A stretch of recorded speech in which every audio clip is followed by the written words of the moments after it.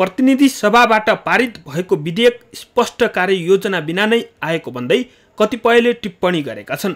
जानकारहरूका अनुसार विदेशमा निर्यात गर्न सक्ने पर्याप्त आधार, स्पष्ट कार्ययोजना बिना सूची नै निर्धारण गरी विदेशी लगानी प्रतिबन्ध गर्दा दीर्घकालीन असर पर्न सक्नेछ।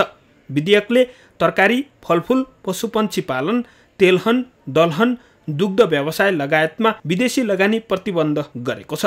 निर्यातमा नगण्य वृद्धि र उच्च आयात बढिरहेको बेला केही स्वदेशी उद्योगी तथा व्यवसायीको दबावमा यस्तो विधेयक ल्याइएको विज्ञहरूको तर्क छ। कृषि तथा पशुपन्छी विकास मन्त्री चक्रपाणी खनालले मिल्क होलिडे सुरु गरेको 6 महिनादेखि विदेशी पाउडर दुध आयात प्रतिबन्ध लगाएको छ। प्रविधि मैत्री कृषि उत्पादन आधुनिकीकरण गर्ने सरकारी रणनीति रहे पनि उल्टै विदेशीलाई प्रतिबन्ध लगाए कृषि उत्पादन बढ्न नसक्ने विज्ञको तर्क छ।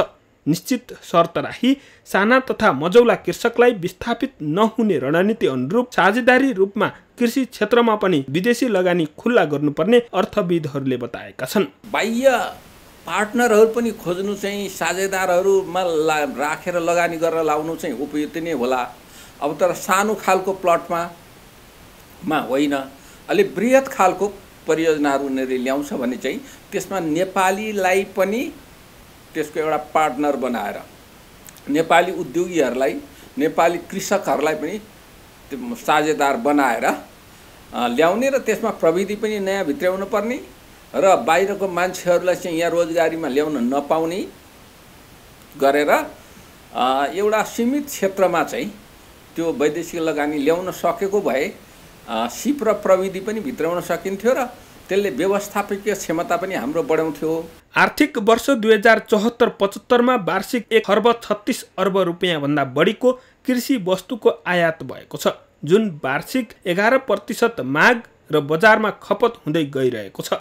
यसअघि मन्त्री परिषदबाट पारित भई संसदमा दर्ता हुँदा संवेदनशील तथा विशेष परिस्थिति र कुखुरा पालन बाहेक उत्पादनमूलक उद्योगहरूमा लगानी खुल्ला गरिएको थियो, तर व्यवसायीहरू रुष्ट बनेका थिए।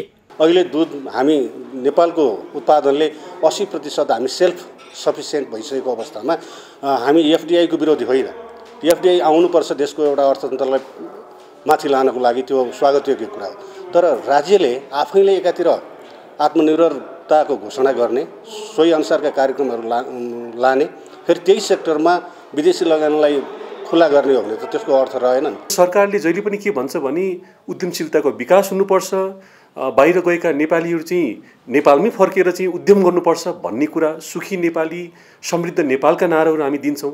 भोलिको दिनमा चाहिँ यत्रो ठुलो जाइन्टहरू चाहिँ नेपालमा आइसकेपछि के हाम्रा उद्योग र किसान विस्थापित हुँदैनन् त भन्ने ठुलो यहाँ प्रश्न चिन्ह उठ्छ। कृषि उत्पादन बढाउँदै निर्यात गर्न सक्ने वातावरण बनाउन विदेशी लगानी प्रभावकारी बन्ने जानकारहरूको तर्क छ। क्यामेरामा केशव निरौलाका साथ टिभी जर्नलिस्ट पवन तामाङ, काठमाडौँ।